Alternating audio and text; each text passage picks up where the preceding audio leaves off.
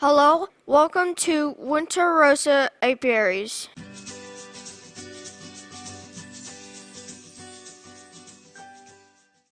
You would find the majority of it probably comes from 2 or maybe 3 major floral sources. Even though the honeybees may visit, say, 100 different species of plants throughout the year, they do not store surplus from most of those plants. Most of the nectar and pollen that's collected by the bees from what we'll call the minor sources are used in reproduction and in colony development. But the bulk of your surplus honey is going to come from just, as I say, 2 or 3 major sources. So it's important that you realize when those major sources are going to bloom in your particular area so that you can have your colony in peak condition ready to take advantage of it.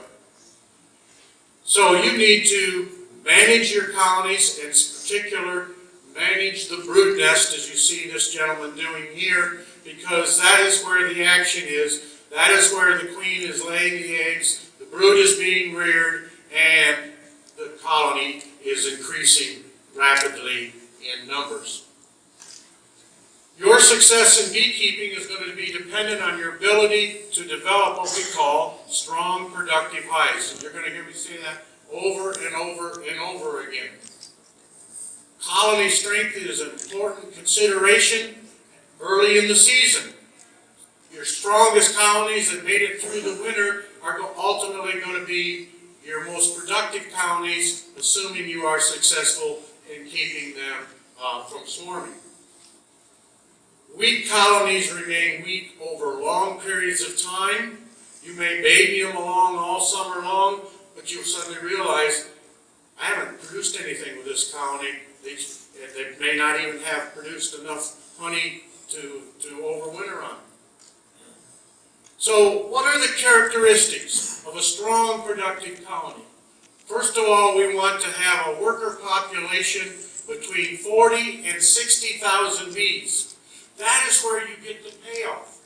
Now, for a beginner, you look in a hive and maybe there's just 5,000, 6,000 bees.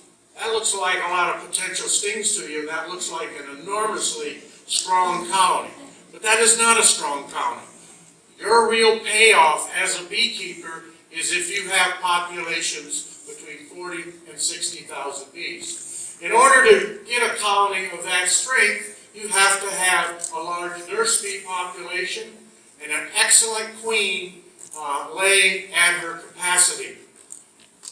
And you need to provide conditions of low stress. Now, how would we define stress?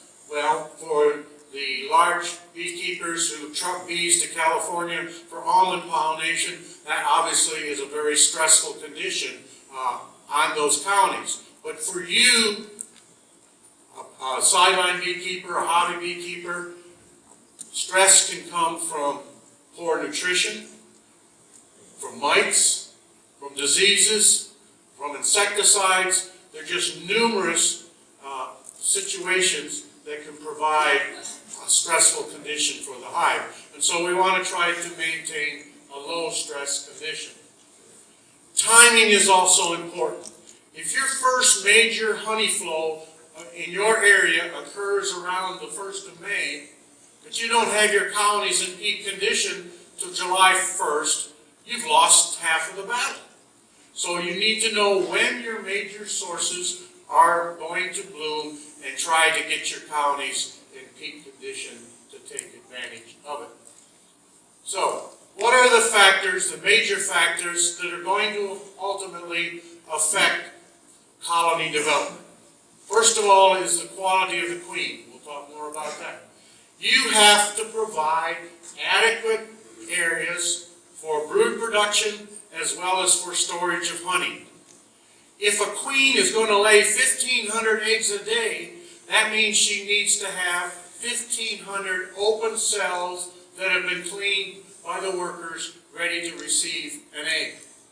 So you need to provide lots of space. And we know that the life cycle from the time the egg is laid until the new adult worker emerges is 21 days. So that means 1,500 cells a day, and they will be tied up for at least 21 days. So you need to provide adequate space that will allow the queen to lay at her maximum rate.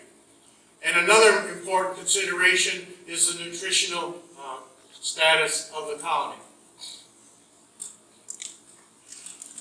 Often we recommend stimulatory feeding early in the spring. I've already started some stimulatory feeding. And when we talk about stimulatory feeding, we're talking both from the standpoint of a carbohydrate supply, in this case sugar, and a protein supply. As you can see, there are pollen cakes also on this colony. So we're trying to jumpstart the queen, we're trying to jumpstart the colony so that they will develop rapidly throughout the season. So an important part of your spring management will be stimulatory feeding. I went out, didn't I? I'll just keep talking loud, okay? Take it, Clarence. What happened? Okay, can you hear me now? Okay. One word of caution. If you do a lot of stimulatory feeding, you can create some monster hives. But if you don't stay on top of it and keep them from swarming, then you've lost out. So you really need to monitor these colonies that you're using for stimulatory feeding. You also need to realize that colony development is related or tied directly to the progression of the flowering plants of your particular area. As we said, they may visit over 100 species of plants.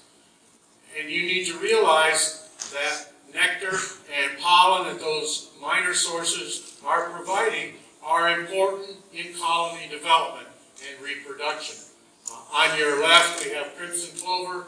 On your right, we have tulip poplar.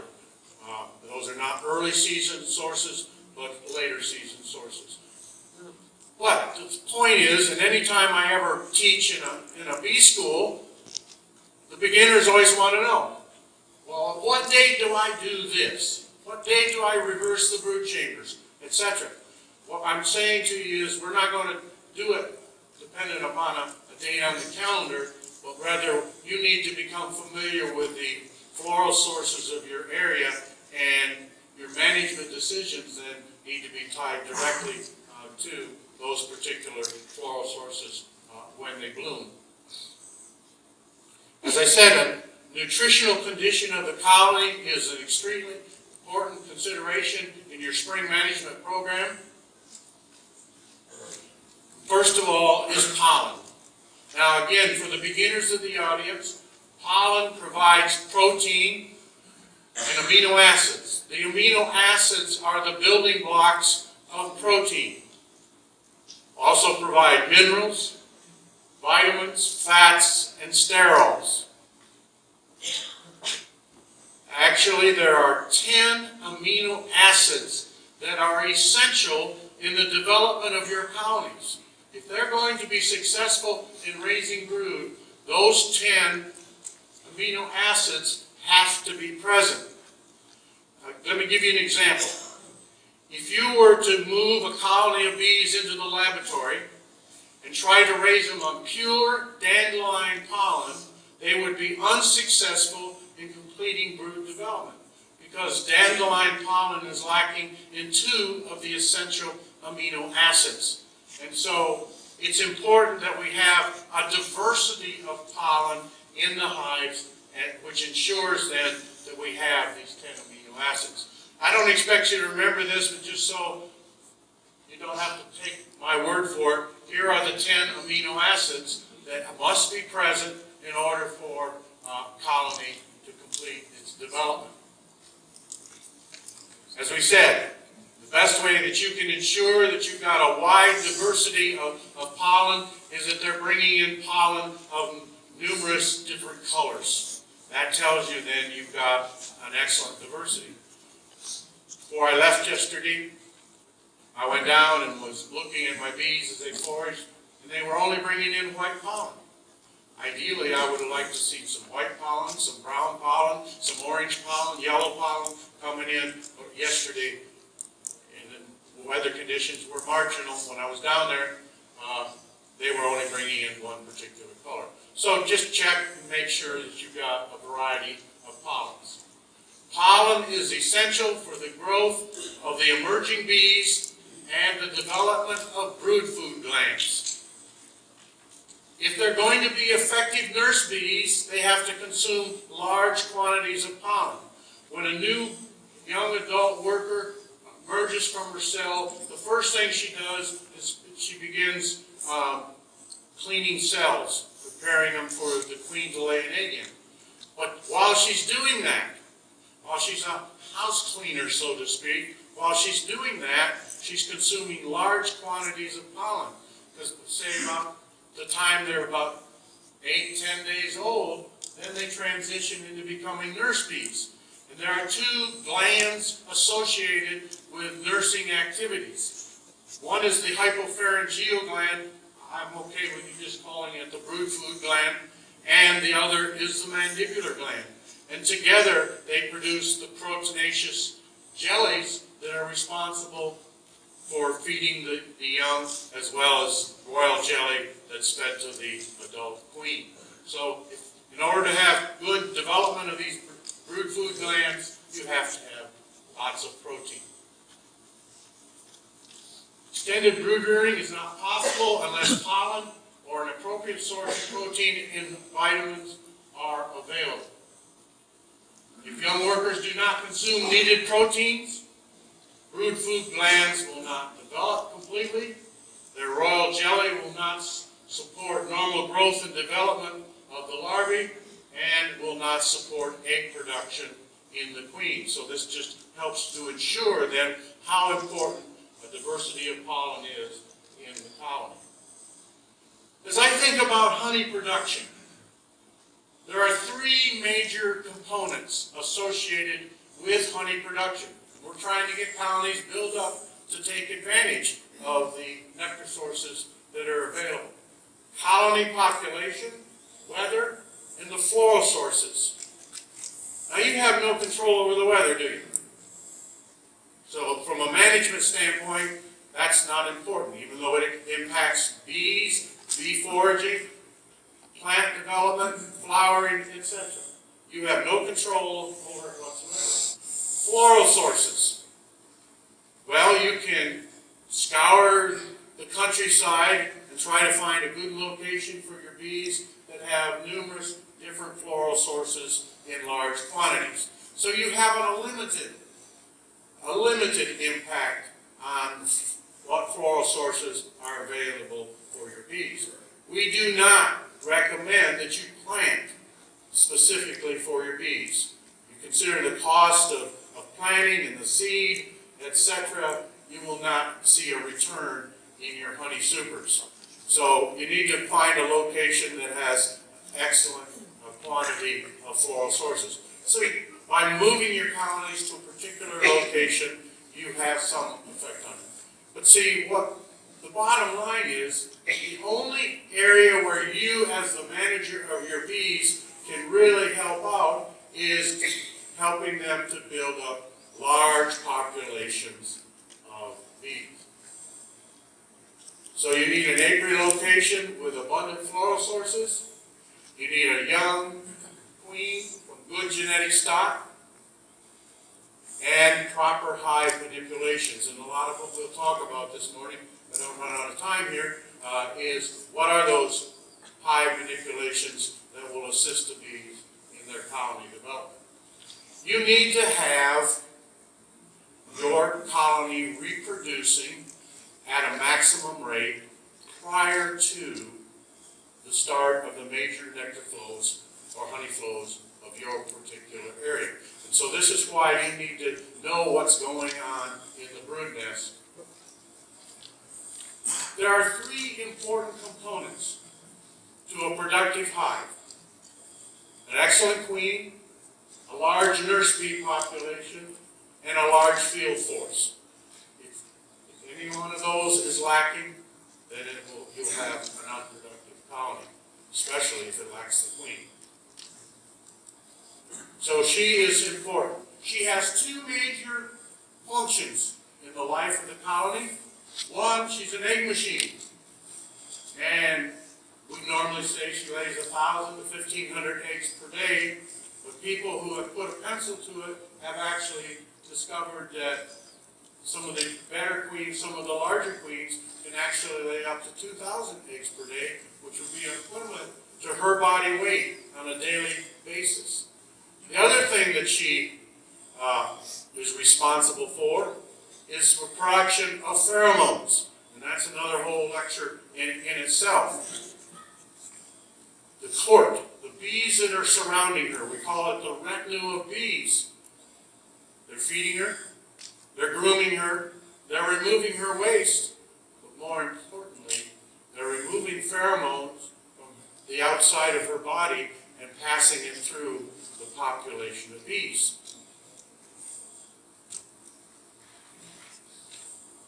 During a day, maybe only 20 or 30 actual workers come in direct contact with the queen. But the entire population knows that, one, they have a queen, and secondly, how good she is based on her pheromones that are being distributed through the population of bees. So it's like the pheromones are a source of chemical communication with the entire population of bees. Do I have any procrastinators in here? Do you plan 6 weeks in advance? Well, from a management standpoint, that is important for you to consider. We already said you need to know when the major honey flow of your area is going to begin, approximately. So what I'm saying is, you need to provide conditions in the brood nest that will allow the queen to be laying at a maximum rate at least a minimum of 6 weeks before you need a peak population of bees. Why 6 weeks at a minimum? Well, the first 3 weeks, egg to adult, is 3 weeks. The next 3 weeks, the bees are house bees. And then about age 2 weeks, 3 weeks old, they become field bees. So if you're going to have a peak population of field bees available when your first major honey flow comes into being for your particular area, that means you've got to have the reproduction occurring in the colony at a maximum rate, at a minimum of 6 weeks before you need that large field force. How do you determine if you have an excellent queen? We look at her brood pattern. Now this is later in the summer, not early in the spring. In the spring, this will be a very small patch. Later in the summer, you see it basically fills up the entire comb. We're going to say this colony is headed up by an excellent queen because it's a good, solid brood pattern. Not many holes in it, not many empty cells in it. Oh, now you pull out a comb, and this is what it looks like. This is a scattered brood pattern. This can be due to a poor queen, but there are many other factors that can cause a spotty brood pattern. Genetics is one, inbreeding in other words. That's another whole lecture in itself. Mites, diseases, insecticides, anything that causes a break in the brood rearing cycle will give you a spotty brood pattern. Maybe it's just you haven't provided adequate space. And so when an adult bee chews its way out of the cell, they fill it with nectar or fill it with pollen before the queen has the chance to lay another egg in it. That will give you a spotty brood pattern as well. So you could be at fault. So if you find a spotty brood pattern as we see here, keep track of the queen and determine, is it a queen problem or is something else causing the spotty pattern? So queen fecundity. What do we mean by queen fecundity? How many eggs can she lay a day is an important consideration in colony development and its productivity. Until a colony strength approaches 10 frames of bees, queen is unable to lay at her maximum rate or maximum capacity. So it takes bees, it takes a large population of bees to end up with a large field force. I don't like to show charts at bee meetings, but I'm going to show this one. Along the bottom here, and we can't see it, this would be 10,000 bees, 20,000 bees, 30, 40, 50, 60. All right, this is the egg-laying pattern of a queen. Notice she reaches her maximum egg production at 40,000 bees. I started off by saying your real benefit, your real payoff comes from 40 to 60,000 bees, because that means she has reached her peak in production, and the additional bees that have been produced then are the ones that are going to give you the payoff.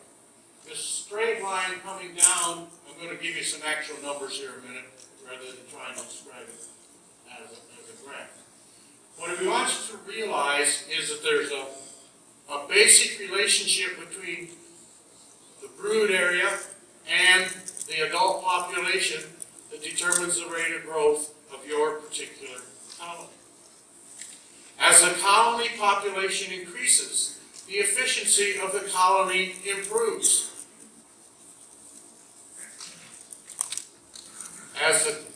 This is the real reason why your payoff is between 40 and 60,000 bees. As the colony population increases, a smaller proportion of bees are needed for brood rearing, which then gives you a larger field force. To raise brood, regardless of what the temperature is outside of the hive, it has to be 93 to 95 degrees. That takes a large number of bees to maintain that temperature. Secondly, as they're raising brood, looking at the worker caste, they're in the larval stage for 6 days. During that 6-day period, each individual larva requires between 2,000 to 3,000 nurse bee visits. 2,000 to 3,000 nurse bee visits per larva. You see why you need a large nurse bee population? Okay. The key here is, though, the larger the population, the total population, a smaller proportion of that population has to serve as nurse bees and maintain brood nest temperature, etc., which gives you then a larger field force to go to the field. These are the actual numbers. Think of it this way. A population of 20,000 bees can have up to 15,000 brood cells, or the ratio is 0.75. What I want you to think of it is that idea of 0.75, let's say 25% of the bees are house bees, 25% of the bees are field bees, and 75% are house bees. If we drop to 50,000, now they can have 19,000 cells of brood, but the ratio drops to 0.38. So as the population increases, a smaller proportion of that population is required for maintaining brood nest temperature and nursing activity. A large colony produces more brood than a small colony, yet has a higher proportion of bees available for gathering nectar and pollen. This is another study. This just gives you some ideas. A population of 40,000 bees can have 5,000 foragers, whereas 40,000 bees can have 20,000 foragers. You see how that proportion increases as the population increases. All right. Let's put this down at a level that maybe you can help better understand the point that I'm trying to make. I've got an apiary here. I've got 5 colonies in this apiary. Colony A has 60,000 bees in it. Colony B has 15,000. Colony C has 15,000. Colony D has 15,000. And E has 15,000. So the 4 B through E, 4 times 15,000 is 60,000 bees. Now, from school, from mathematics, 60,000 equals 60,000, right? But from the standpoint of production, that's not the case. During a 2-week honey flow, a full-strength colony with 60,000 bees will normally produce 50% more honey than the 4 colonies each with 15,000 bees, even though we're talking about the same number of bees. This is the idea. As the population increases, you've got a larger proportion of that population available to go to the field. All right, so from a management standpoint, you've got to provide ample room for food reserves, brood rearing, handling of nectar, and storage of surplus honey. When they bring in nectar, it may have anywhere from 60 to 80% water. They're not going to get it ripened maybe for a week, 10 days. So they're storing all that excess water because honey, the final product, when they're done ripening it, is 16 to 18% moisture. Okay? So the point here is you've got to provide more space for the storage of this nectar that's coming in until they get it fully ripened, because you're storing all of this excess water. So you need to keep that in mind. So part of our spring management is providing more space, both possibly in the brood nest as well as in the honey. This is what we hope we're going to ultimately end up with. When do you know when a colony needs another honey super? You look along the edge here, see a little white streak of fresh white wax. When you see 3-4 frames with that little streak of fresh white wax, that tells you it's time to add another super. You don't wait until it's jam-packed full of honey before you add the next one. So timing of your adding supers is important. The other thing I want you to realize is empty comb stimulates the hoarding instinct, stimulates foraging in the hoarding instinct. Honeybees work every day as though the cupboard is bare, even though they might have 80 pounds of honey stored away. They work every day as though the cupboard is bare. We call this the hoarding instinct, the hoarding behavior. We want to stimulate that hoarding behavior, and providing empty space will do it. Now, back before small hive beetles, we would say you need to over-super. Now, because of the small hive beetle problem, now we should say you need to super above. Am I causing this? You need to provide just space ahead of the needs of the colony. That's why you need to monitor and determine what's going on.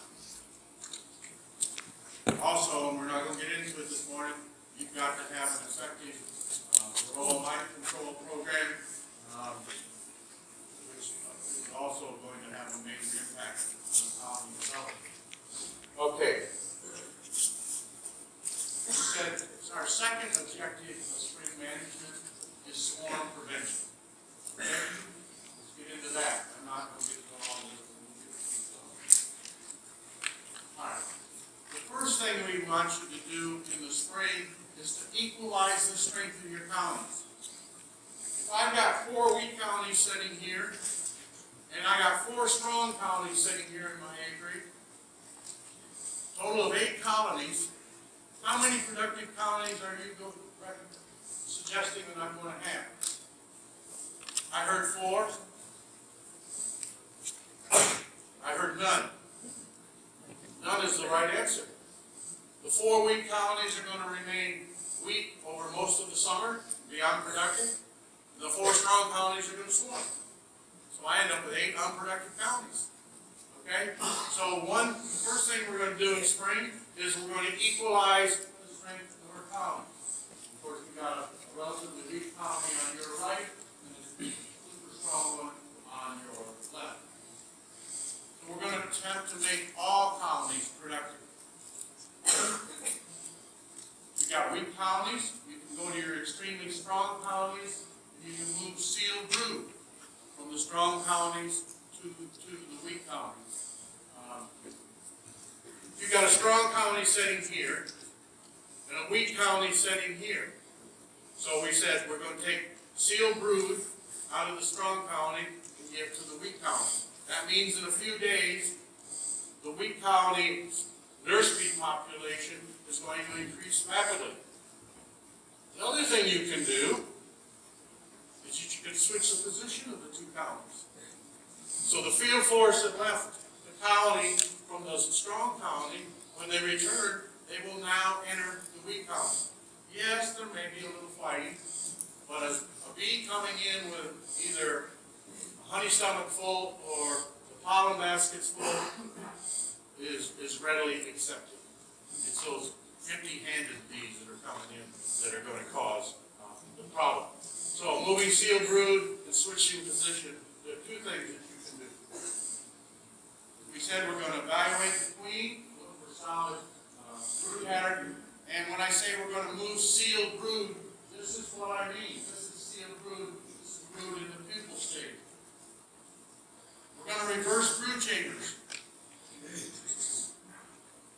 Over the course of the winter, bees slowly eat their way upwards.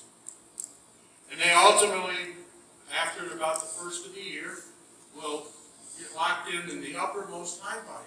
And once they determine that's where brood rearing is going to occur, they are basically locked into that. So, we expect when we go out in the spring, all the bees are going to be in the uppermost hive body. And it doesn't matter how many boxes you have. The key here is you're going to be in the uppermost hive body.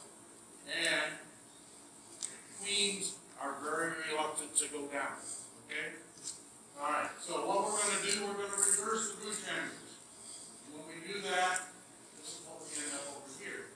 Now, the queen will finish laying eggs in this chamber, and we'll move to this chamber.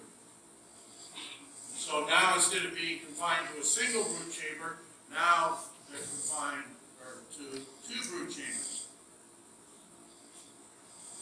Primary function associated with the development of swarming is congestion in the brood area.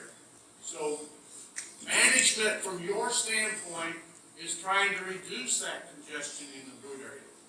Just adding more boxes on top, you've done absolutely nothing to reduce congestion in the brood area. Okay? So that's not the key. Other than the need to try to have it in space. Alright? After you've reversed them once, this is what we hopefully end up with. We're only showing brood areas here. Ideally, when you're at this point, you're going to have honey supers on as well. You may be forced to reverse a second time, as you see over here. And if they really have a strong desire to get ready to swarm, you might even have to put a hive body drawn home in between. The key here is we want to separate some nurse bees that are congested. Okay? So we want to spread out the nurse bee population to help prevent the development of the swarming instinct.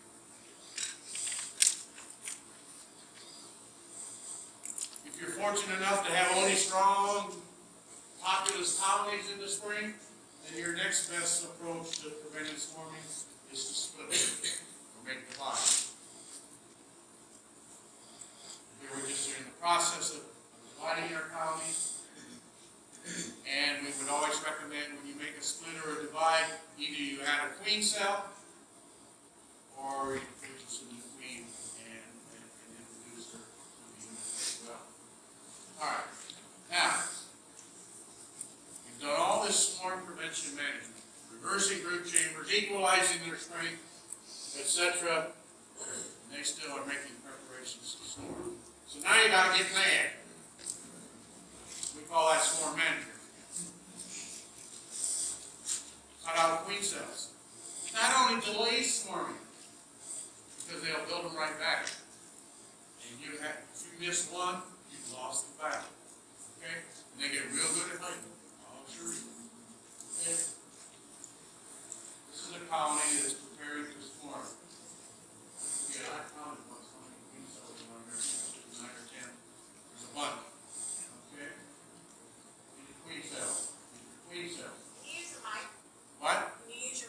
Sorry, I got too many hands going here. A colony will not swarm until they have a capped queen cell. Okay? So, but any time that you see queen cells in a colony, that tells you pheromone production, pheromone levels are not right. You need to try to figure out why are they raising queens. And again, that's another whole lecture in itself. I call this the quick and dirty method of determining if a colony is preparing to swarm. I'm just showing 2 full-depth brood chambers. Some of you may use 3 mediums or whatever. All right, so we take our honey supers off, we split the brood chambers, and we lift the upper brood chamber up, as we see here. You look along at the bottoms of the bottom bars, looking for queen cells. If you see no queen cells, you just close it up, put the honey supers back on, and go on to the next colony. If you see the development of any queen cells, then that tells you they are preparing to swarm, and you need to take further action. As we said, they will not swarm until they have a capped queen cell, as you see here. Okay. Can I go 5 minutes over? Okay. All right. So they're preparing to swarm. What can you do to stop them? One approach is you can divide the colony and place it over a double screen. There are a lot of different things you can do, and I'm going to go throw out 2 here. All right? Divide and place over a double screen. This is what a double screen looks like. This is the front of the hive. This is a rear entrance. There's 2 layers of screen, at least an inch apart. If you had only a single layer of screen, bees in the bottom portion can stick their tongues through and exchange pheromone with the bees above. You've got to have 2 layers of screen so that they can't touch tongues. Okay?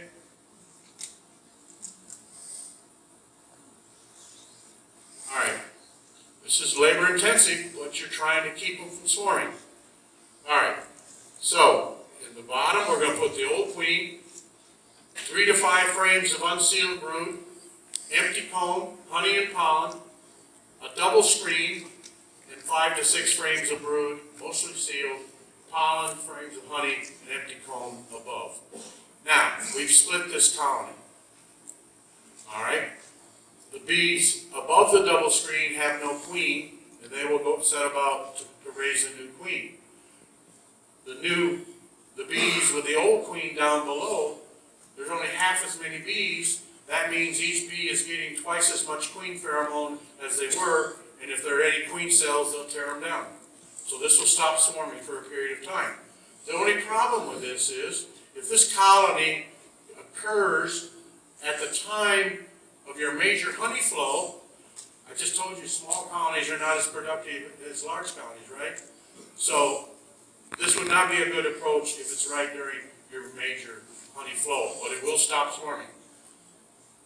This is what the colony looks like after it's put back together. The upper portion has a rear entrance. The front portion has its normal entrance. Okay. The other one is called the Demery technique, and there are a lot of variations to this Demery technique. You're going to cut out all the queen cells that you find. In the bottom, you're going to put the old queen plus cap brood, then a queen excluder, then all the honey supers in the middle, and then a queen excluder at the top, and then all the unsealed brood up above. Now see, if this is happening during your major honey flow, this keeps the bees all together. You're only separating them by queen excluders. But you have moved the brood from the major brood area. So you've relieved the congestion in the brood area.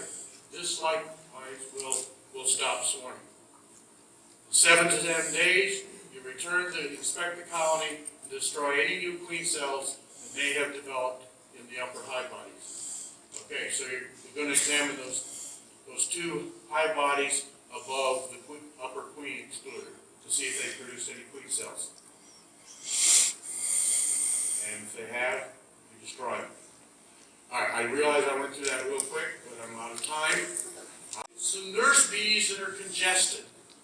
Okay, so we want to spread out the nurse bee population to help prevent the development of the swarming instinct.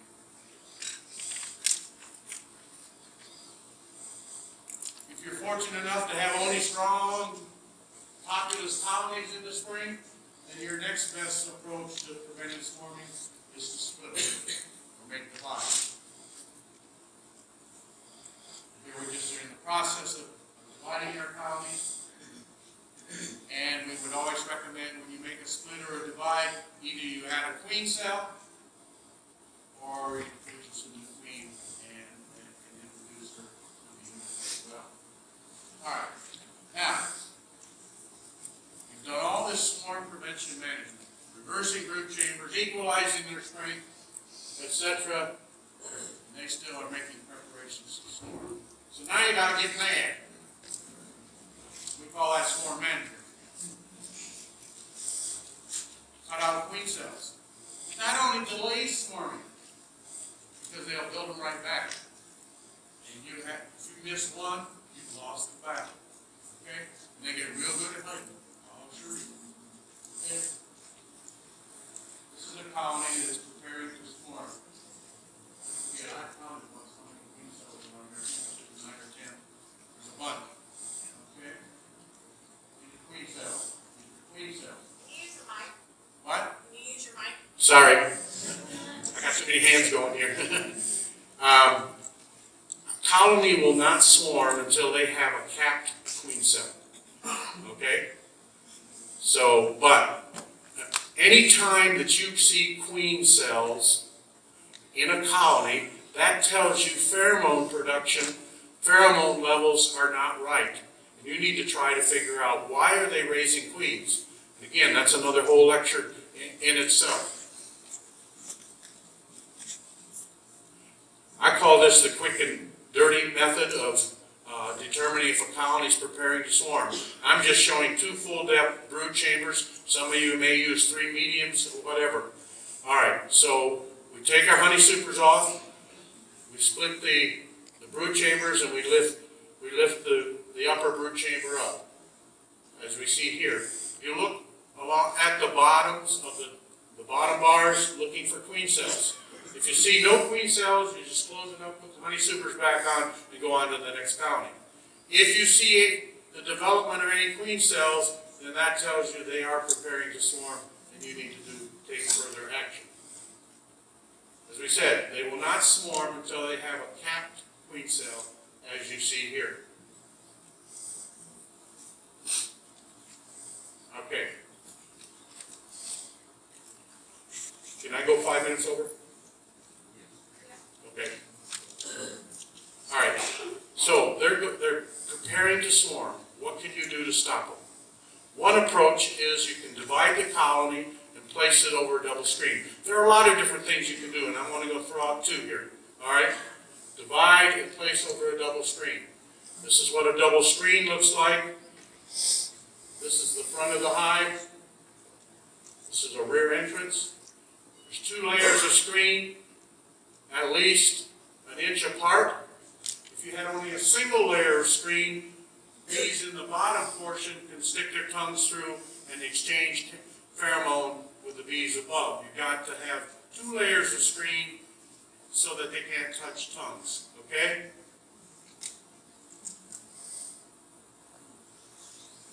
All right. This is labor intensive, but you're trying to keep them from swarming. All right. So, in the bottom, we're going to put the old queen, 3 to 5 frames of unsealed brood, empty comb, honey and pollen, a double screen, and 5 to 6 frames of brood, mostly sealed, pollen, frames of honey, and empty comb above. Now, we've split this colony. All right? The bees above the double screen have no queen, and they will go set about to raise a new queen. The the bees with the old queen down below, there's only half as many bees. That means each bee is getting twice as much queen pheromone as they were, and if there are any queen cells, they'll tear them down. So this will stop swarming for a period of time. The only problem with this is, if this colony occurs at the time of your major honey flow, I just told you small colonies are not as productive as large colonies, right? So this would not be a good approach if it's right during your major honey flow, but it will stop swarming. This is what the colony looks like after it's put back together. The upper portion has a rear entrance. The front portion has its normal entrance. Okay. The other one is called the Demery technique, and there are a lot of variations to this Demery technique. You're going to cut out all the queen cells that you find. In the bottom, you're going to put the old queen plus cat brood, then a queen excluder, then all the honey supers in the middle, and then a queen excluder at the top, and then all the unsealed brood up above. Now see, if this is happening during your major honey flow, this keeps the bees all together. You're only separating them by queen excluders. But you have moved the brood from the major brood area. So you've relieved the congestion in the brood area. This likewise will stop swarming. In 7 to 10 days, you return to inspect the colony and destroy any new queen cells that may have developed in the upper hive bodies. Okay, so you're going to examine those two hive bodies above the upper queen excluder to see if they produce any queen cells. And if they have, you destroy them. All right, I realize I went through that real quick, but I'm out of time.